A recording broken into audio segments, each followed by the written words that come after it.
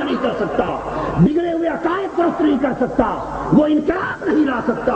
اس کے لیے ضروری ہے کہ اس شخصیت کے اندر خود علم نافع اور علم حجت کا اجتماع ہو۔ حضرت ضیاء الامت، میں ایمانداری سے بات کہتا ہوں اور مبالغے کی بات میں نے زندگی میں کبھی نہیں کی۔ جو بات نہیں سمجھتا وہ کبھی زبان سے نہیں کہتا، اور کسی کو خوش کرنے کے لیے کہنا گناہ سمجھتا ہوں۔ حضرت ضیاء الامت کو میں نے بچپن سے دیکھا اور تادم وصال دیکھا۔ رب کائنات کی عزت کی قسم، وہ علم نافع اور علم حجت دونوں کے جامع تھے۔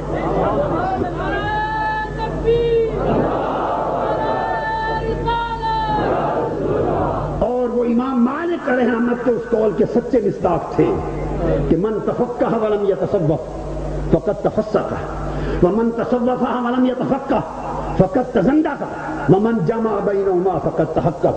جس نے تفقہ پایا اور تصوف نہ پایا وہ فاسق ہو گیا، اور جس نے تصوف کی طرف پیش قدمی کی اور تفقہ نہ پایا دین میں وہ شخص زندیق ہو گیا، اور جس میں تفقہ اور تصوف دونوں جمع ہو گئے اس نے حق کو پا لیا۔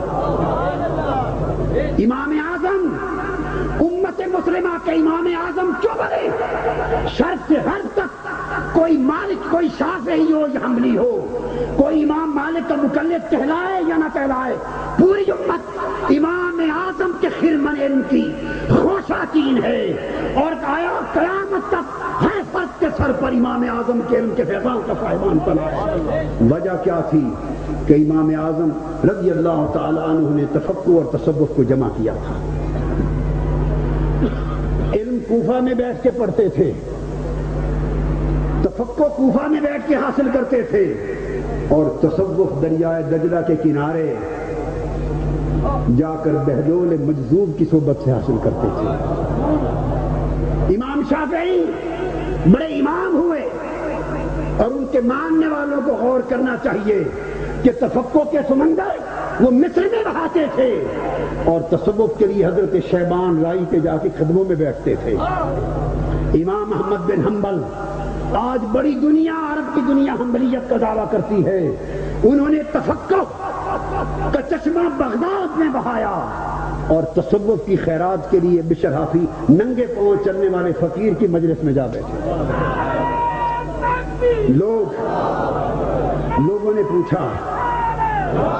لوگوں نے پوچھا امام احمد بن حنبل، یہ بشر حافی کے پاس آپ کیوں جاتے ہیں؟ بشر حافی ننگے پاؤں بغداد کی گلیوں میں چلنے والا دیوانہ، لوگ اسے فرزانہ بھی نہیں سمجھتے۔ آپ کا مقام کہ شرق سے غرب تک مخلوق مسائل شریعت کے فہم کے لیے آپ کے پاس آتی ہے، آپ اس ننگے پاؤں چلنے والے فقیر کے پاس کیا لینے جاتے ہیں؟ امام احمد بن حنبل نے فرمایا، ہاں شریعت کو میں زیادہ جانتا ہوں، شریعت والے کو وہ زیادہ جانتا ہے۔ تم میرے پاس شریعت کی خبر لینے آتے ہو، اور خدا کی قسم میں حافی کے پاس شریعت والے کی خبر لینے جاتا ہوں۔ جب مجلس برخاست ہوتی ہے، اہل علم چلے جاتے، امام محمد بن حنبل حضرت حافی کے پاس جاتے اور آہستہ سے عرض کرتے، یار کی کوئی بات تو سنا دے، تو اللہ کی بات تو سنا دے۔ یہ وہ بشر حافی ہے کہ جن کی ہمشیرہ اپنی پہچان کرائے بغیر حضرت امام احمد بن حنبل کے پاس آ کے پوچھتی ہیں امام وقت سے کہ حضور میں چرخہ کاٹتی ہوں، سوت کاٹتی ہوں، رات کو شاہی جلوس نکلتے ہیں، ان کی روشنیاں ہوتی ہیں، میں چھت پر جلوس کاٹتی رہتی ہوں وہ سوت، تو جو سوت شاہی قافلوں کی شاہی روشنیوں کے دوران کاٹا جاتا ہے، بیچ کر اس کی کمائی میرے لیے حلال ہے یا حرام؟ امام احمد بن حنبل کے رونگٹے کھڑے ہو گئے، لگ گئے، فرمانے لگے خاتون مسئلہ بعد میں بتاؤں گا، بتا کہیں بشر حافی کی ہمشیرہ تو نہیں؟ تقویٰ کا یہ عالم، زہد کا یہ عالم، ورع کا یہ عالم، لوگوں یاد رکھو یہ مدرسوں سے نہیں ملتا، یہ کتابوں سے نہیں ملتا، یہ فقیہوں کے قدموں سے ملتا ہے، یہ صوفیاء کی صحبت سے ملتا ہے، یہ اولیاء کی نظر کرم سے ملتا ہے۔ ضیاء الامت ان لوگوں میں سے تھے جنہوں نے تفقہ کے لیے مدرسوں کے ٹاٹ پر بیٹھے اور تصوف کے لیے شمس العارفین کے پورے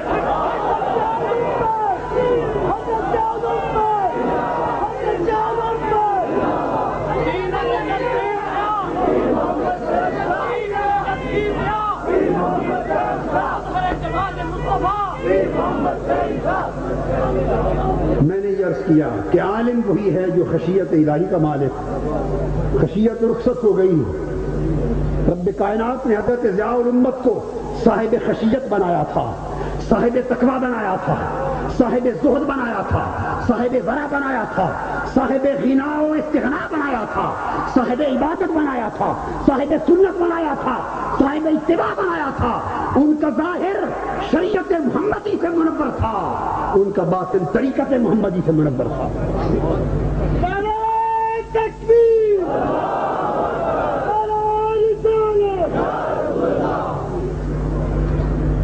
جو آیت کریمہ میں نے پڑھی، موت کی بات ہوئی، آج ان کی وفات کے ذکر میں ہم جمع ہیں۔ یہاں اس نقطہ کو بھی واضح کر دوں، ہمارے ایک فاضل خطیب نے بڑے وجدآور انداز کے ساتھ، میرا تو جی کرتا تھا کہ وہ اعلیٰ حضرت کے شعر پڑھتے رہیں اور ہم وہی سنتے رہیں، ایک کیف پیدا کیا، سبحان اللہ۔ لیکن میں سمجھتا ہوں کہ اس نقطے کو علمی اعتبار سے تھوڑا اور واضح کر دوں، اس لیے کہ علماء موجود ہیں، طلباء ہیں، خطباء ہیں۔ آپ کے لیے اللہ رب الحق موت کیا ہے؟ آج حضرت پیر کرم شاہ صاحب، حضرت ضیاء الامت رحمۃ اللہ علیہ وفات پا گئے۔ بے عقل لوگ، بے علم و دانش لوگ اور بے ہدایت لوگ موت کو انعدام سمجھتے ہیں، وہ سمجھتے ہیں کہ مر گئے، مٹی میں چلے گئے، مٹی ہو گئے، اب ان کا کوئی فیض باقی نہیں رہا۔ ہاں، ان کو مرا ہوا سمجھنے والوں تک میری یہ بات پہنچا دیں، وہ مرے نہیں۔ کیوں؟ قرآن کی روح سے موت کی حقیقت سمجھ لو۔ ہم فتووں کی طرف نہیں آتے، کتابوں کی طرف نہیں آتے، اس قرآن کی بات کرتے ہیں جس کا کوئی انکار نہیں کر سکتا۔ اللہ رب العزت نے فرمایا وَكَيْفَ تَكْفُرُونَ بِاللَّهِ وَكُنْتُمْ أَمْوَاتًا فَأَحْيَاكُمْ، تم اللہ سے کیسے انکار کرو گے، کیسے کفر کرو گے، حالانکہ تمہاری حالت یہ ہے کہ کنتم امواتن، تم موت میں تھے، یعنی حالت عدم میں تھے۔ فاحیاکم، اس نے تمہیں زندگی عطا کر دی، وہ زندگی جس میں ہم اب ہیں، اور موت سے مراد وہ حالت عدم جسے ہم چھوڑ کے اس دنیا میں آ گئے، وہ جسمانی عدم، تمہیں زندگی عطا کر دی۔ اب یہ بات بڑی توجہ میرے ساتھ چلیے گا، کنتم امواتن ایک موت تھی یا نہیں تھی؟ فاحیاکم، پھر تمہیں وہ زندگی دے دی جس میں ہم اب ہیں۔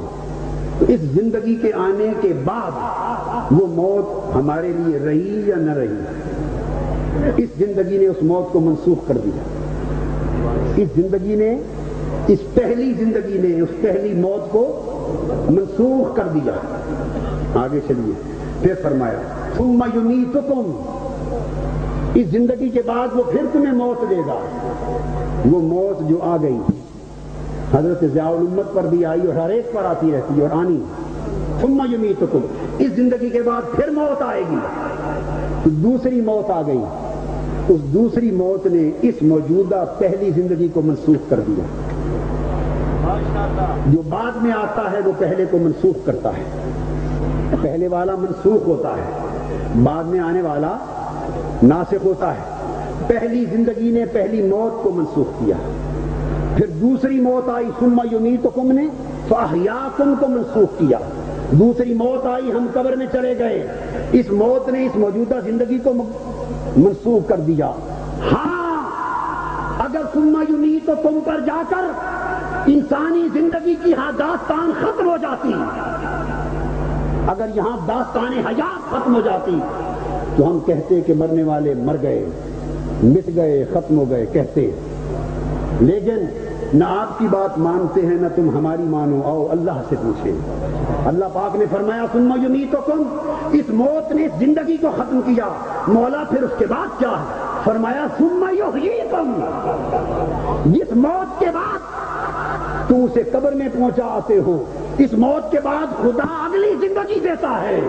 تو دوستو، جس طرح پہلی زندگی نے پہلی موت کو منسوخ کر دیا، اس طرح ثم یحییکم کی دوسری زندگی نے اس دوسری موت کو منسوخ کر دیا۔